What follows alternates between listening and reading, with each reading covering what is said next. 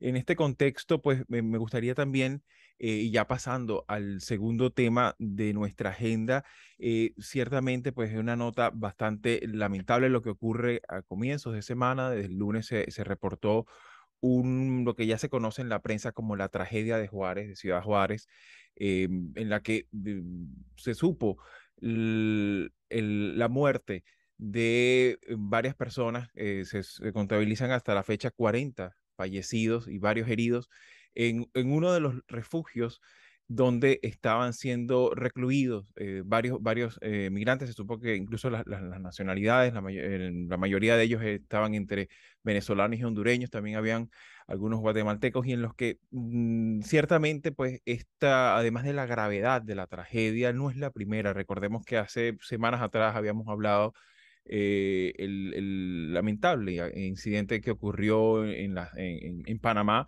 precisamente con un grupo de migrantes, y que de alguna manera se suma a un luctuoso historial de pérdidas humanas, de vidas rotas, familias destrozadas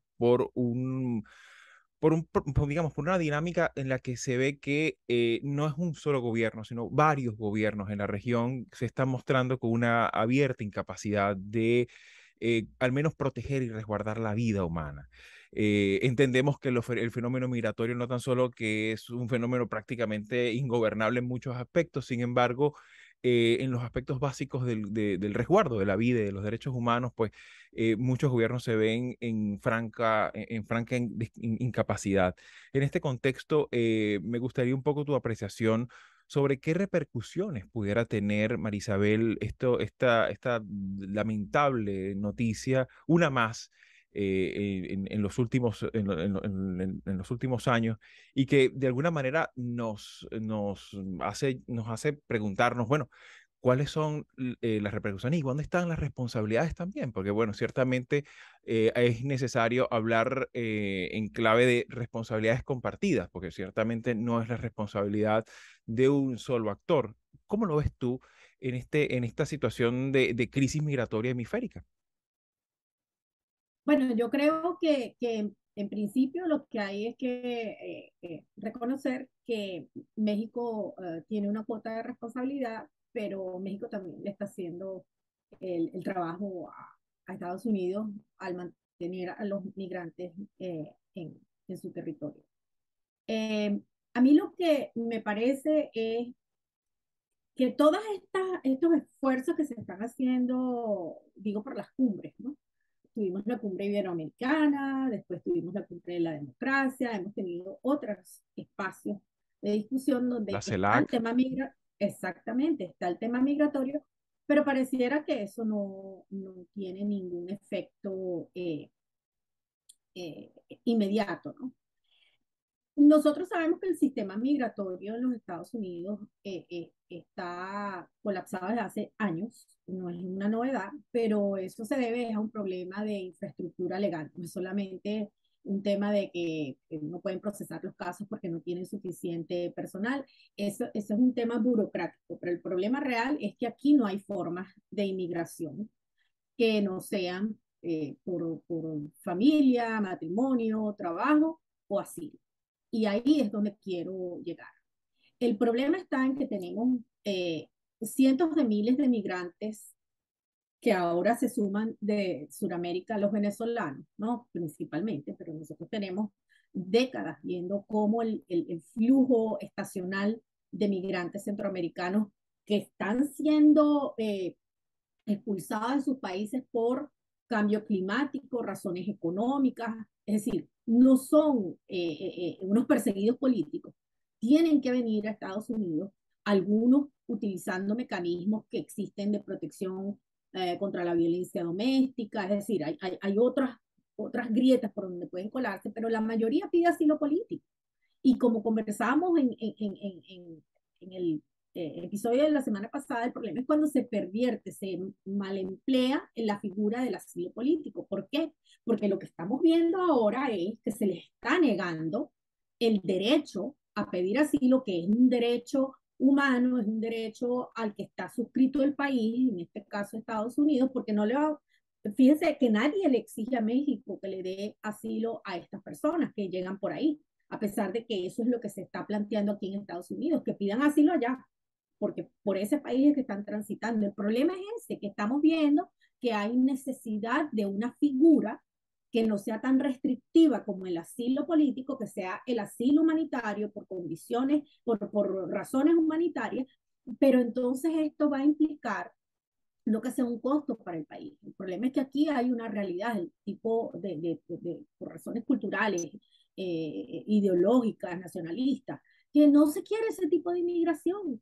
Entonces, mientras Estados Unidos esté siendo presionado para no permitir algo tan sencillo como el derecho de la gente al menos a pedir, eso no garantiza que se les vaya a conceder el asilo, pero al menos pueden iniciar el proceso.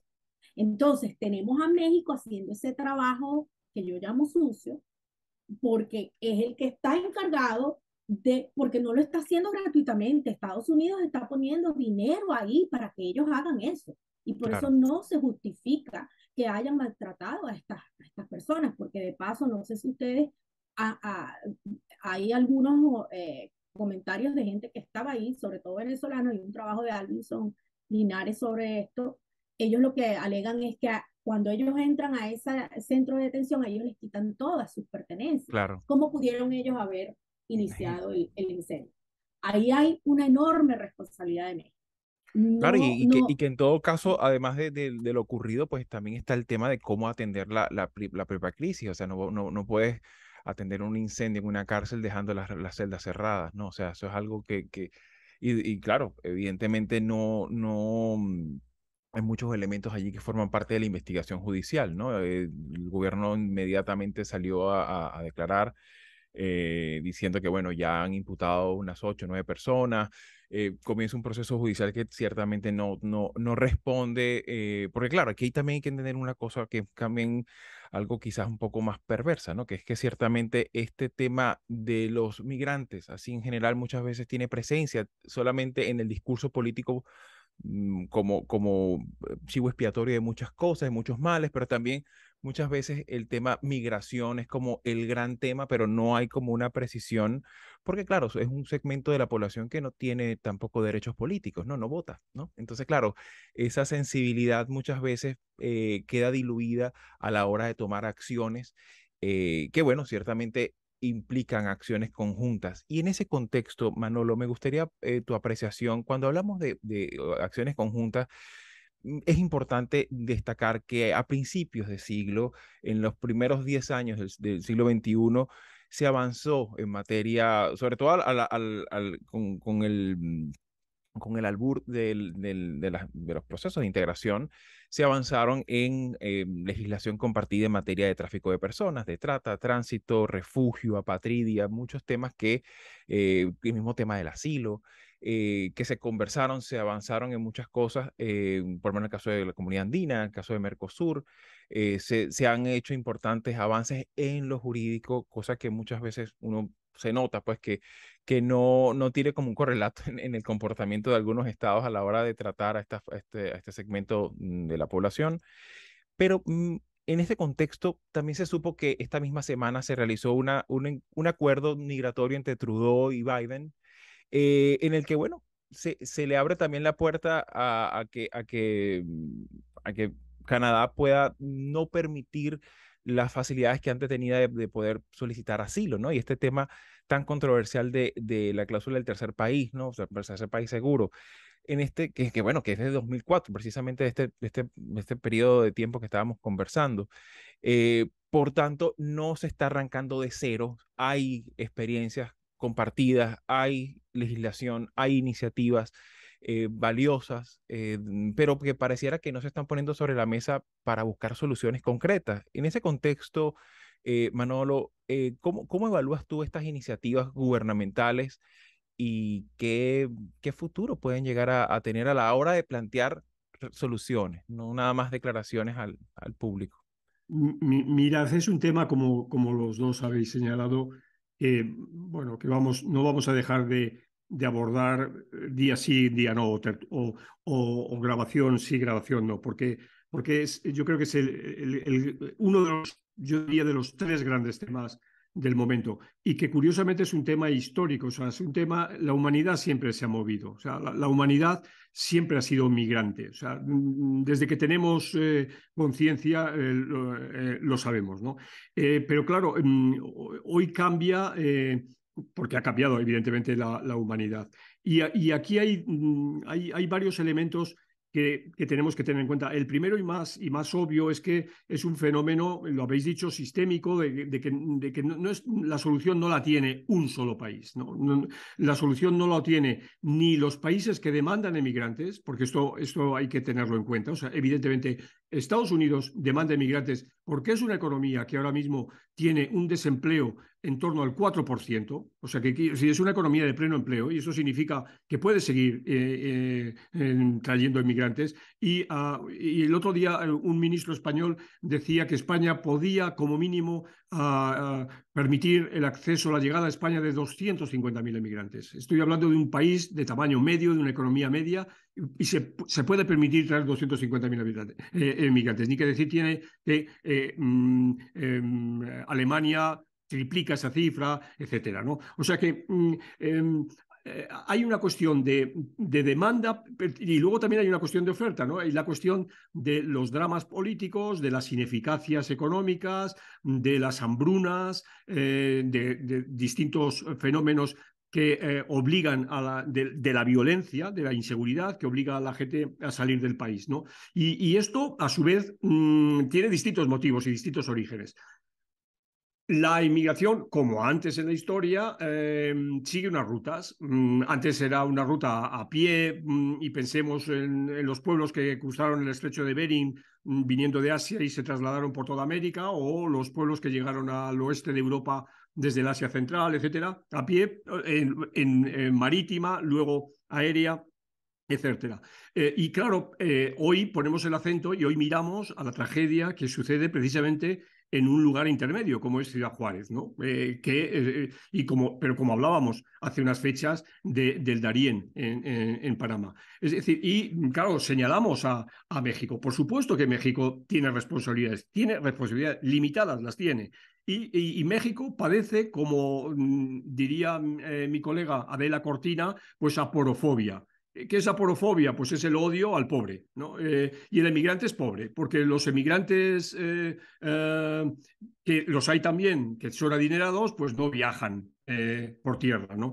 Entonces, esa aporofobia pues está detrás del desastre inmediato de la tragedia del incendio de Ciudad Juárez. Es lo inmediato, pero estamos viendo que hay otras causas anteriores, ¿no? Y entonces esto no puede haber sino un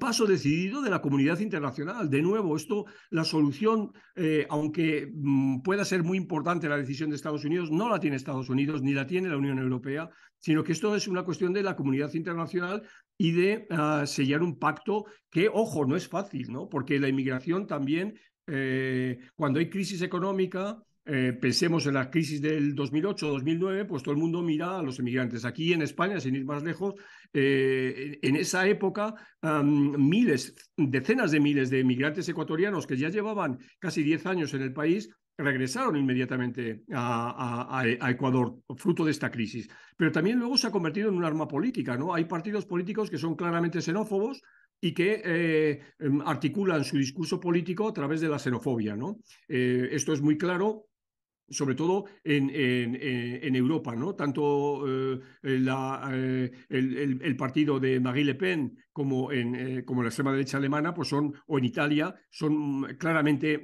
anti-inmigrantes. Y entonces utilizan este arma electoral, ¿no? Para cargar su activo en los programas electorales y recabar votos, ¿no? Entonces, Claro. por eso digo que el tema vamos a seguir discutiendo, pero yo creo que es importante que nos sensibilicemos todos, que sensibilicemos a quienes nos escuchan, porque este es uno de los, repito, para mí, uno de los tres grandes temas de la humanidad hoy. Claro, claro, y que precisamente incluso está la curiosa particularidad de que, bueno, como hablábamos hace un rato, que también hubo este encuentro entre Biden y Trudeau.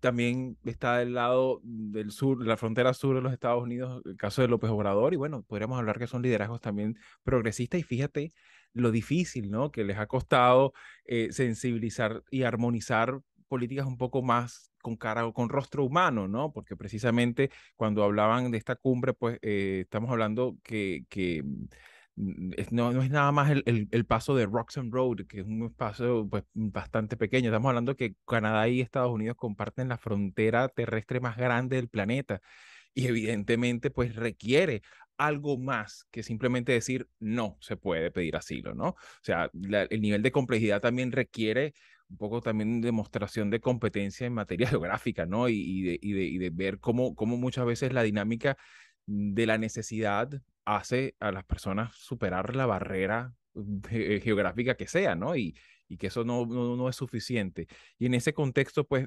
ciertamente yo creo que es importante que este tema lo conversemos, lo vayamos evaluando y enriqueciendo también de significados a la hora de llevar estas dinámicas y estas iniciativas gubernamentales en al plano de los hechos, ¿no? Al plano de las realidades. Hasta aquí, ¿te interesan los temas que hemos abordado? Puedes ayudarnos a seguir publicando estos fragmentos, dándole like, compartiéndolos, comentando y suscribiéndote al canal. El audio de la entrevista completa lo puedes conseguir en la página latinoamerica21.com/podcast y en las principales plataformas de audio. Subimos videos nuevos todas las semanas, así que nos volveremos a ver muy pronto.